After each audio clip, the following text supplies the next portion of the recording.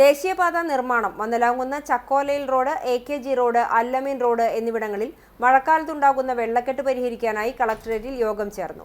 ജില്ലാ collector, Punnayurkulam panchayat president ഉൾപ്പെടെയുള്ള ജനപ്രതിനിധികൾ യോഗത്തിൽ പങ്കെടുത്തു.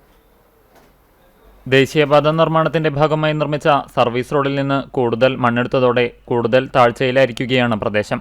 കാന നിർമ്മാണം നടത്തിയിട്ടുണ്ടെങ്കിലും ഇരുഭാഗങ്ങളിൽ നിന്നും സ്പീഡ് ട്രാക്കിന്റെ പടിഞ്ഞാറു ഭാഗത്തു നിന്നും വെള്ളം ഒലിച്ചുവന്ന് കാന നിറഞ്ഞ് വെള്ളക്കെട്ടുണ്ടാകുന്ന അവസ്ഥയാണ് സംജാതമാകുന്നത്.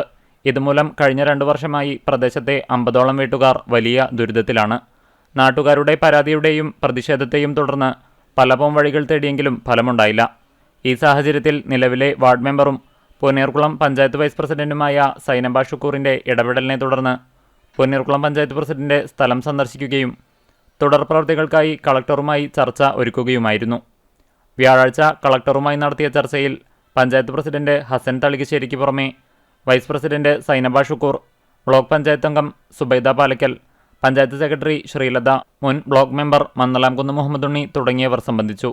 പ്രശ്നങ്ങൾ നേരിടുന്നവരിൽ നിന്നും അഭിപ്രായം തേടി ഉത്തരവാദികളായവരിൽ നിന്ന് നഷ്ടപരിഹാരം ഈടാക്കാമെന്ന കളക്ടറുടെ ഉറപ്പിന്റെ അടിസ്ഥാനത്തിൽ ഒരാഴ്ചയ്ക്കുള്ളിൽ ഇതിനെക്കുറിച്ച് ചർച്ച നടത്താനും തീരുമാനമായി.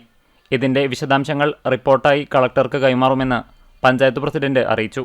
ഉള്ള വെള്ളക്കെട്ട് നീക്കാൻ വേണ്ടി നിലവിൽ വെച്ച പദ്ധതി അത് പ്രായോഗികമല്ലാവെന്നും ഇവിടുത്തെ പുന്നയൂർകുളത്തെ ആ പ്രദേശത്തെ ആളുകളുടെ വികാരം ഉൾക്കൊണ്ടുകൊണ്ട് കളക്ടർ അക്കാര്യത്തിലൊരു തീരുമാനം അറിയിച്ചിട്ടുണ്ട്.